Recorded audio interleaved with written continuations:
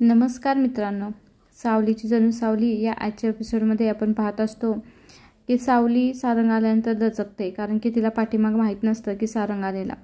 तर यावरती सारंग बोलते, काय झालं, एवढी का दचकलीस तू? तर यावरती सावली बोलते, अहो असं तुम्ही पाठीमागून आल्यानंतर काय होणार, दचकणार नाही तर काय होणार. त्यानंतर ती सारंगला बोलते, अहो तुम्हाला आज एवढा लेट का झाला ऑफिसवरून यायला? तर यावरती सारंग बोलतं, काय आहे ना, आमच्या ऑफिसमध्ये ना नवीन CMO येणार आहेत आणि त्यांच्यासाठी छानपैकी केबिन तयार करायची चालली होती, म्हणून मला लेट झाला. त्यावरती सावली बोलते, CMO मग कोण येणार आहेत? तर यावरती सारंग म्हणतो, खाली बस आणि सांगतो तुला. CMOचं नाव माहिती आहे का? सावली सारंग मेहंदे. हे म्हणल्यानंतर मात्र आता सावली खूप खुश झालेली आहे आणि तिच्यासाठी केबिन तयार करायची चालली आहे. मग ना ते असं रुसल्यासारखं करते आणि बोलते, CMO आहे ना मी, मग तुम्ही मला न विचारता, मला विश्वासात न घेता माझ्यासाठी केबिन कशी काय तयार केली तुम्ही? सांगा तुमच्या सरांना. तर नंतर सारंगला विचारते, तुमची पोस्ट कोणती आहे? तर सारंग बोलतं CEO. तर म्हणतं, तुमचे जे CEO आहेत ना सारंग मेहंदे, त्यांना सांगा की मॅडमना दुसरी कुठली नवीन केबिन नको आहे. तुमचे जे बॉस आहेत सारंग सर, त्यांच्या केबिनमध्येच एक टेबल आणि खुर्ची बस झालं, मला एवढंच पाहिजे आहे. मला न विचारता मला दुसरी नवीन केबिन नको हवी आहे. तर यावरती सारंग बोलतो, कसं आहे ना, आमचे जे बॉस आहेत ना सारंग सर, ते चांगलेच तुम्हाला ओळखतात, त्याने ना तसंच केले आहे, त्यांच्या केबिनमध्ये जागा केली आहे. यावरती मग आता सावली खुश होते आणि बोलते, अरे वा, म्हणजे आपण दोघं एकत्र राहणार? तर यावरती सारंग बोलतो, हो आपण दोघं एकत्र राहणार आहे, खूप मजा येईल ना, म्हणजे आपण ऑफिसमध्येही. तर यावरती इशारा केल्यानंतर सावली बोलते, नाही हो, आता ऑफिसमध्ये फक्त काम करायचं, तुमचे नसते ते चाळे नाही करायचे. असं या दोघांचं बोलणं चालू असताना तेवढ्यातच सारंग शांत झाला. सारंगला शांत झालेलं पाहून सावली बोलते, अहो काय झालं आहे, शांत का झाला आहे? त्यावरती सारंग बोलतो, वाईट वाटत आहे. तर सावली बोलते, ऐश्वर्या वहिनीबद्दल ना, माझ्यामुळे त्यांना कंपनी सोडायला लागली. तर यावरती सारंग बोलतो, तू तुझ्या मनाला लावून कशाला घेते? तुझ्यामुळे काय, तिच्या कारस्थानामुळे तिला सोडायला लागले. कसं असतात ना, आपल्या जवळची खूप माणसं असल्यानंतर वाईट वाटतं ना. आणि असं का केलं असेल तिनं? जशी तिला जर पाहिजे होती CEOची पोस्ट, नुसतं बोलायचं होतं, मी तिला देणार होतो, दिली असती, पण हे करायला नाही पाहिजे होतं तिनं. त्यानंतर जसं कंपनीचं जेवढं मी आहे तेवढीच तीही मालकीन होती ना, आणि जेवढं मला भेटत होतं तेवढं तिला पण भेटत होतं, मग तिनं असं का करायचं, असं सारंग बोलत असतो. आणि यामध्ये तुझी कोणतीही चुकी नाही, तू काही मनाला लावून घेऊ नको, तू फक्त तिची कारस्थान उघडीस आणली, बस एवढंच. तर यावरती परत सारंग स्वतःच बोलतो, जाऊन तिकडं, विचार नाही करायचा, विचार केला की आपल्याच डोक्याला त्रास होतो, असं बोलतो. त्यानंतर सारंग बोलतो, मला भूक लागली आहे. सारंग तसं बोलल्यानंतर सावली मात्र त्याच्याकडे पाहत राहते. त्यावरती सारंग बोलतो, मी तुला काय सांगितलं, मला भूक लागली आहे. तर सावली म्हणते, असं होय, मला वाटलं माझ्या डोळ्यामध्ये बघितलं की तुमचं पोट भरतं म्हणून मी बसले, जाते आता स्वयंपाक करते. त्यानंतर सारंग चेष्टा करत बोलतो, बापरे, माझ्या बायकोला कधी कॉमेडी करावी हेच कळत नाही, टायमिंग खूप तिचं चुकीचं आहे कॉमेडीचं, असं म्हणतो. त्यानंतर आता सावली किचनमध्ये गेली असते स्वयंपाक करण्यासाठी आणि सारंग इतर रूममध्ये तिची वाट पाहत असतो. इकडे पाहतो काय आपण की राजकुमार त्याचं शर्टचं बटन तुटलेलं लावत असतं, अमृता त्याच्यासाठी चहा घेऊन आलेली असते. राजकुमार बटन लावत असताना त्याला खरं ते बटन लावायला येत नसतं. अमृता पाहते, बघते तर काय ना, बटन लावता येत नाही. तर अमृता बोलत असते, द्या इकडे मी लावून देते. तर यावरती राजकुमार बोलतो, नाही, माझं मी लावतो, तुला माहिती आहे का, डिझेलच्या गाड्या अशा मी चुटकीसर उघडतो, ते हे काय बटन तर आहे, एवढं काय त्यामध्ये? त्यावरती अमृता बोलते, नाही जमणार तुम्हाला, द्या मी लावून देते, तुम्ही हा चहा घ्या. असं करून त्याच्या शर्ट हातातून घेते आणि त्यावरती राजकुमार बोलते, नको म्हणलं ना तुला, माझं मी लावतं. ती बोलते, द्या म्हणलं ना तुम्हाला. असं बोलल्यानंतर त्याच्या हातातून शर्ट घेते आणि तिला चहा घेण्यासाठी देते. नंतर तो चहा घेत बोलतो की मी तुला काय बोललो होतं, मी तुला म्हणलं होतं ना की मला खरंच तू. त्यावरती ती बोलते, द्या इकडे मी करून देते. तर त्यावरती राजकुमार बोलतो, तुला किती वेळा अमृता सांगितलं आहे, ह्या गोष्टी तू माझ्यासाठी करू नको जाऊस, मी त्या लायकीच नाही, ह्या माझ्या मी गोष्टी करतो, मला ह्या गोष्टी येतात. तर यावरती अमृता बोलते, अहो तसं काही नाही, मला आवडतात ह्या गोष्टी करायला म्हणून मी करते. तर यावरती राजकुमार बोलतो, तू, मला असं वाटतं मराठी सिनेमातल्या एखादी हिरोईन असतील ना त्यांच्यासारख्या आहेच, म्हणजे कितीही जरी वाईट वाटलं ना नवरा, तरी त्याच्याशी चांगलंच वागायचं. खरंच आहेस ना तू तशी, जसे काही किती नवरा चुकीचा वागला तरी नवऱ्याशी मात्र चांगली वागतेस, म्हणजे तुला कधी असं राग नाही का आला? तू सगळं विसरलीस का ग, जे मी तुझ्याशी वागलो, इतका चुकीचं वागलो, तुझा पदोपदी मी अपमान करत राहिलो, तुला कधी किंमत दिली नाही, त्या पोरीच्या पाठीमागं गेलो, तुला माझा राग आला नाही? तुला असं कधी वाटलं नाही का एक थोबाडीत माझ्या लावावी? असं बोलत असतो. तर यावरती अमृता बोलते, हो, राग तर खूप आला आणि ही गोष्ट विसरण्यासारखी मुळीच नाही. आणि कुठल्याही स्त्रीच्या आयुष्यामध्येही असं येऊ नये हा क्षण, असं मलाही वाटतं. पण काय आहे, भूतकाळात आपण राहण्यापेक्षा वर्तमान काळामध्ये जगणं जास्त गरजेचं आहे ना, अशी बोलत असते. तर यावर राजकुमार बोलतो, खरंच मी माफ करायच्या लायकीचा नाही. तर अमृता बोलते, असं बोलू नका तुम्ही, एक गोष्ट लक्षात ठेवा. अहो, भूतकाळात ज्या गोष्टी होऊन गेल्या त्यापायी मी माझं भविष्य मात्र वाट लावू शकत नाही ना. भविष्यामध्ये तुम्ही चांगलं वागत आहात, तुम्हाला तुमच्या गोष्टीचा पश्चाताप होत आहे, मग मी कशाला विसरून जावं. आणि एक गोष्ट लक्षात ठेवा, जेव्हा आपण दुसऱ्या व्यक्तीला शिक्षा देण्याचा प्रयत्न करतो ना, तेव्हा जास्तीत जास्त मानसिक त्रास आपल्यालाच होत असते, असं ते राजकुमारला समजावून सांगत असते. तर राजकुमार बोलतो, खरंच मी किती वाईट वागलो ना. मी ह्या घराचा मोठा मुलगा म्हणून ना करता आहे, ना मी भूतकाळात काही केलं, ना मी भविष्यात काही करू शकेन. तर यावरती अमृता बोलते, असं कसं बोलताय तुम्ही, आज पण पाहिलं ना घरामध्ये तुम्ही कसं घरातल्यांची बाजू घेतली. तर यावरती राजकुमार बोलतो, काय माहिती आज मला असं का वाटलं, काय माहिती. तर यावरती तोच म्हणतो स्वतः की खरंच पहिला राजकुमार असता तर आज त्यानं स्वतःचं नाव आणून दिलं नसतं. कारण की अमृता बोलते, आज तुम्ही ऐश्वर्याचं सगळं बाहेर काढलं, पण त्याबरोबर तुम्ही तुमचीही चुकी होती हेही कबूल केलं. तर राजकुमार बोलतो, हो, काय माहिती आज मला असं का वेगळं वाटलं, आज का मला घरातल्यांच्यासाठी करू वाटलं कुणास ठाऊक नाही. तर पहिला राजकुमार असताना तर नक्कीच त्यानं हे प्रकरणच बाहेर येऊन दिलं नसतं आणि माझं नाव तर मी कधीही येऊन दिलं नसतं, असं बोलत असते. तर यावरती अमृता बोलते, हे बघा ना, तुम्ही सुधारायचा प्रयत्न करताय ना, तुम्हाला तुमचा पश्चाताप होतोय, मग बस मला अजून काय पाहिजे, असं बोलत असते.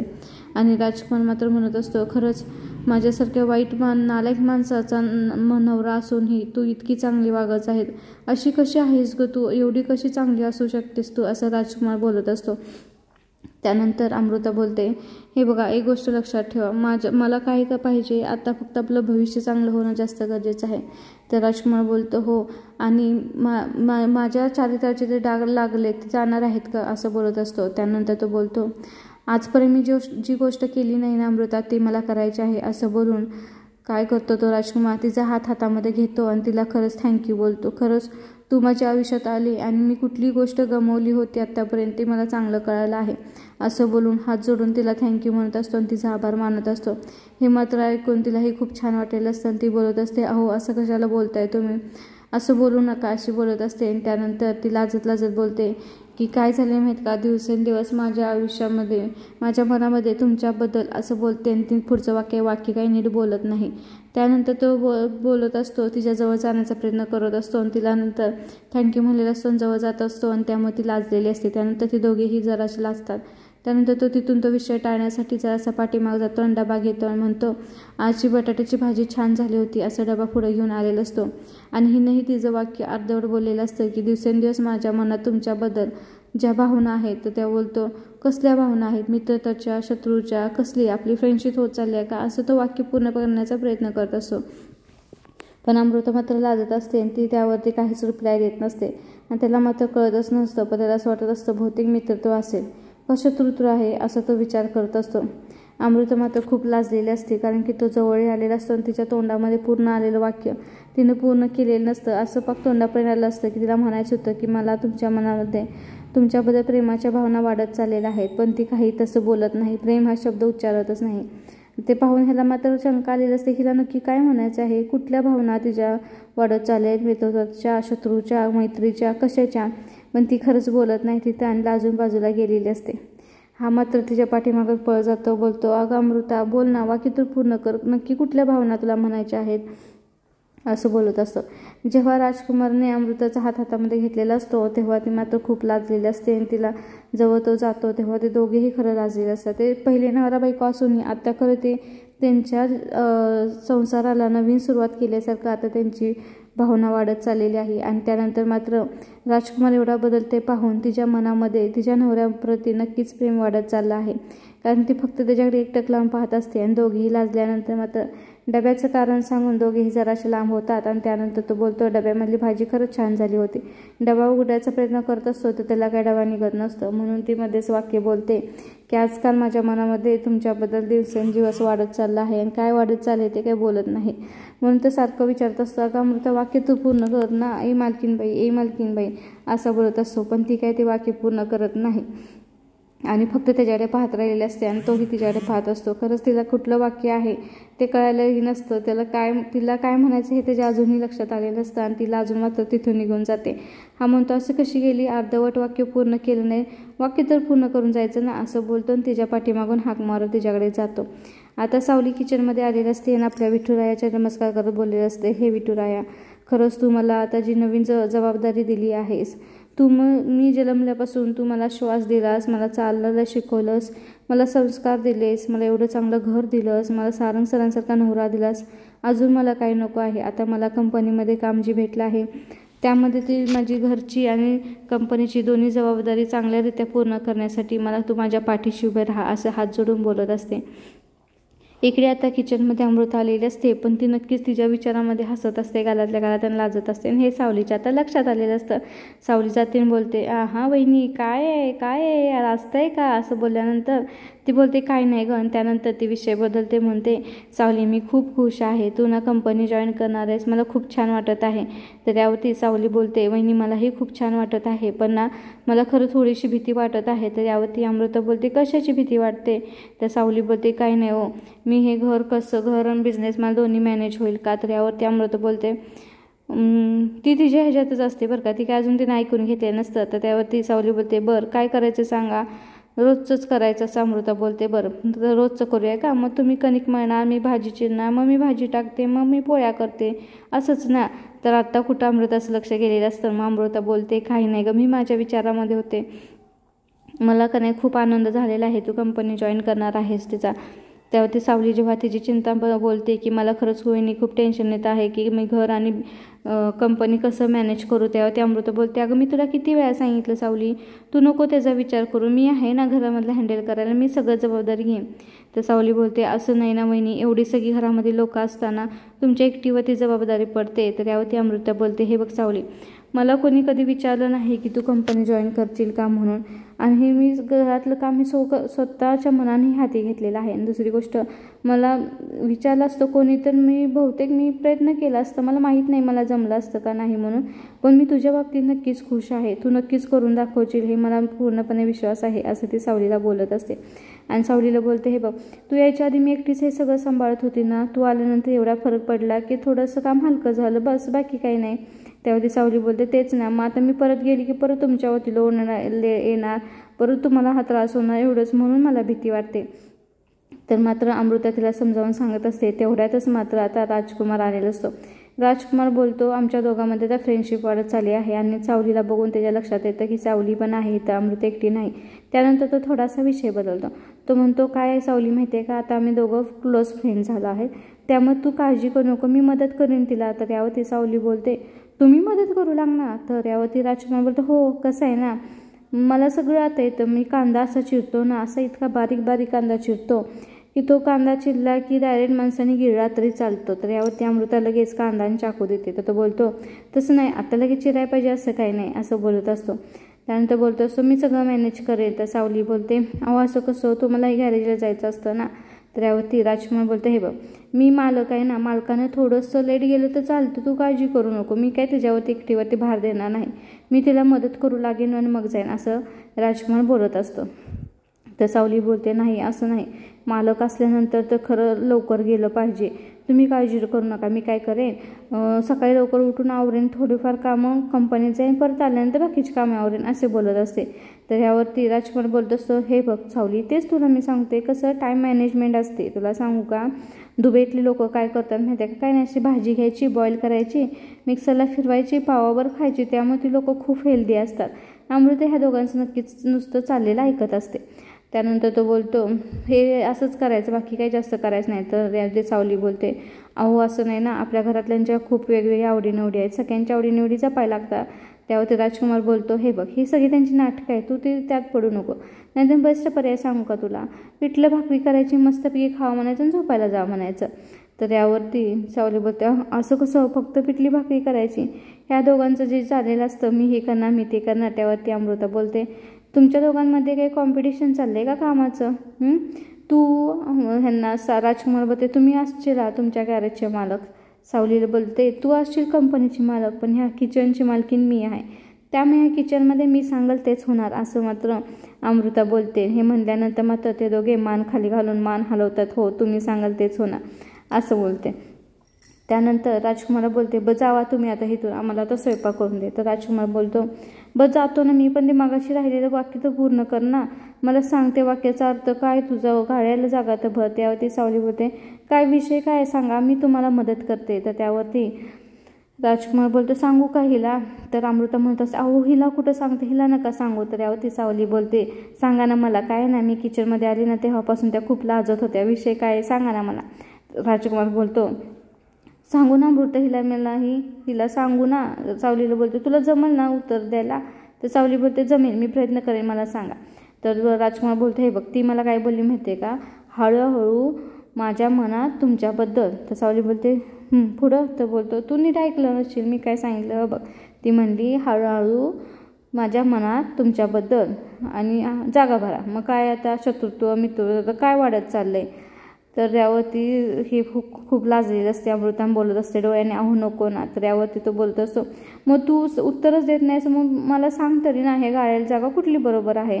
त्यावरती आता सावलीच्या लक्षात आलेलं असतं. सावली बोलते, काय माहिती का तुम्हाला, त्याचं उत्तर आहे प्रेम. प्रेम म्हणल्यानंतर ती पूर्ण वाक्य करते, हळूहळू माझ्या मनात तुमच्याबद्दल वाढत चाललंय प्रेम. हे म्हणल्यानंतर मात्र अमृता पूर्णपणे लाजून गेलेली असते, कारण की सावलीनं बरोबर उत्तर दिलेलं असतं आणि लाजेनं ते तिथून निघून जाते. राजकुमार बोलतो, काय प्रेम वाढत चालले असं बोलतो. आणि त्यानंतर तो हाक मारत असतो, ओ मालकीनबाई थांबा. आणि सावलीला बोलतो, आलो मी जरा वाक्य पूर्ण करून असं बोलून ना तो किचनमध्ये निघून जातो. आता सावलीला ह्या दोघांचं जे चाललेलं असतं ते खूप आवडत असतं. तिला असं वाटतं खरंच हे दोघांचा संसार आता खरंच चांगलं ह्यानं चालू झाला आहे असं बोलून ती आता आपल्या विठुरायाच्या समोर जाते आणि हात जोडून बोलत असते सावली, विठुराया असं ह्या दोघांच्या पाठीशी चांगला कायम उभा राहा, ह्या दोघांचा संसार असाच चांगला सुराला लागून दे, फुलून दे, असंच त्या दोघांच्या संसारामध्ये आनंद दे, असं हात जोडून ती विठुरायाचं आभार व्यक्त करत असते. आणि आता सावली खूप खुश आहे कारण घरामधलं वातावरण छान चाललं आहे. त्यानंतर आपण इकडे पाहतो, तारा आपली फोनवरती बोलत असते की हो, आउटडोअर शूटिंग आपलं फिक्स झालं आहे आणि बजेटची काही तुम्ही काळजी करू नका, आपण लवकरात लवकर आउटडोअर शूटिंग करू, असं तिकडे फोनवरती बोलत असते.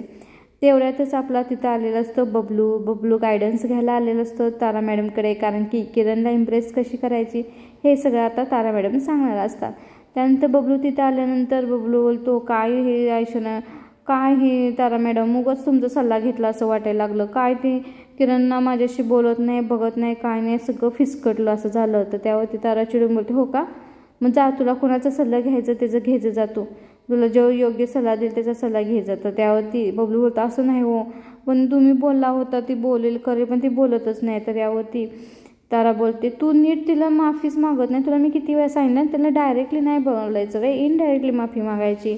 तर यावरती तो बोलतो, इनडायरेक्टली म्हणजे काय करायचं ती सांगा. तर त्यावरती तारा बोलते, बरं मी तुला एक सांगते, हां, जर सारंगने सांगितलं किरणकडून एक फाईल घेऊन ये तर तू कसं सांगशील. तर यावरती बबलू बोलतो, हां मी जाणार आणि तिला बोलणार सारंग दादाने फाईल मागितली आहे दे म्हणून. तर यावरती तारा बोलते, हे बघ इथंच चुकला तू, काय करायचं माहिती का, जायचं म्हणायचं, किरण सारंग सरांनी फाईल मागितली आहे, प्लीज देशील का तू, तुझ्याकडे वेळ आहे का किरण, अशी विनंती करायची. मग आता बबलूच्या लक्षात आलेलं आहे, डायरेक्ट नाही पण इनडायरेक्ट तिला सॉरी म्हणायचं, प्लीज म्हणायचं. त्यावरती तारा बोलते, समजलं का तुला मी काय म्हणलं ते, आता करशील का प्रॅक्टिस, असं प्रॅक्टिस कर, डायरेक्ट नाही पण इनडायरेक्ट तिला सॉरी म्हणायचं आणि प्लीज म्हणायचं, असं ती त्याला समजावून सांगत असते.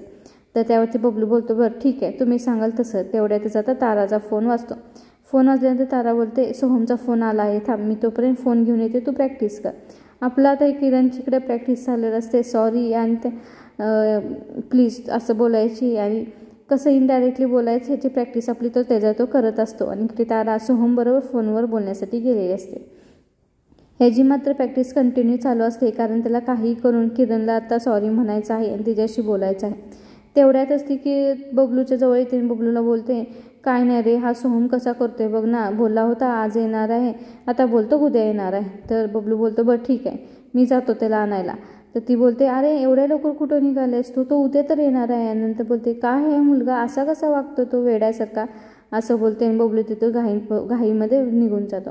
आता आपण पाहतो सावली आता सकाळी उठल्यानंतर देवपूजेसाठी आलेली असते. देवाकडे बोलत असते, देवा आजचा माझा कंपनीचा पहिला दिवस आहे आणि तू नक्कीच मला यामध्ये माझं घर आणि कंपनी ह्या दोन्हीमध्ये माझ्यामध्ये समतोल साधण्यासाठी माझ्या पाठीशी उभा राहशील. मला कुठेही कमी पडून देऊ नको.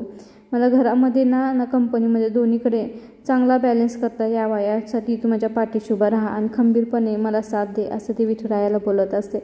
आता आपण नक्कीच उद्याच्या भागामध्ये पाहू की आता सावलीची केबिन, सावलीचा पहिला दिवस, कशी सावलीची एंट्री होते कंपनीमध्ये आणि विठ्ठल तिच्या पाठीशी कसा उभा आहे हे पाहण्यासाठी नक्कीच आपल्याला उद्याचा एपिसोड पाहायला भेटणार आहे. या एपिसोडमध्ये आपण नक्कीच पाहिलं राजकुमार अमृताचं नातं कसं फुलत चाललं आहे. हा एपिसोड इथं संपत आहे.